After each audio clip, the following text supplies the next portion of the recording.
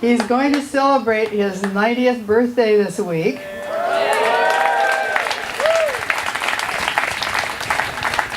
And I think we have to see what he's going to do next, because he's not going to stop. He's absolutely not going to stop. Whatever it is he's doing, he's going to be doing it. So please welcome the one, the only Congressman Pete McCloskey. That's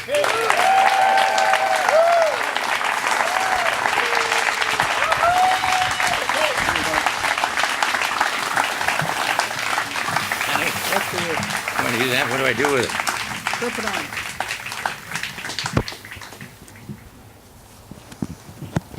Well, some of you may find it a little incongruous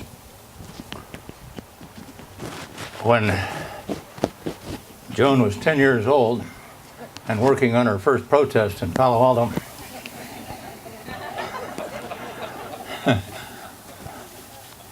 I was a Marine Rifle Platoon leader leading bayonet assaults in Korea. So you have a former Marine introducing the most famous Quaker in America. But in 1917, our congressman suddenly died, and Joan had been leading protests up and down the peninsula. I think she'd been in jail for the first time by that time for stopping people from registering for the draft in Oakland. And I run for Congress. So do I have any choice? I was the first Republican elected opposing the Vietnam War, trying to follow in Joan's footsteps. And I've been doing that ever since.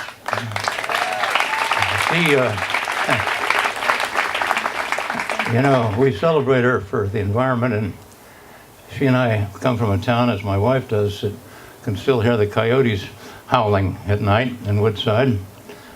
Sitting next to her is my wife. I've taken her to testify in 7 legislative committees in 3 states against the leg hold traps and shooting coyotes for sport in New Mexico. So trying to living up to women is a very difficult thing for any politician.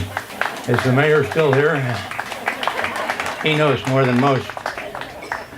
But Joan, if there was public opinion that felt one way, Joan protested it and took the other. She was 20 years ahead of her time. Civil rights, women's rights, gay rights, same-sex marriage. She testified against every war that's been fought since the Vietnam War, when Congress voted overwhelmingly to authorize that war. Same thing when we went to war in Iraq. Joan's out there speaking against the war. The Congress is voting for it. She has stood courageously for more causes. She's probably inspired more people in good causes than anybody in America. It's kind of an honor to follow in her footsteps, as I've tried to do. I no way to keep up with her. She marched with Martin Luther King and Cesar Chavez. I marched with Coretta King and Dolores Huerta. So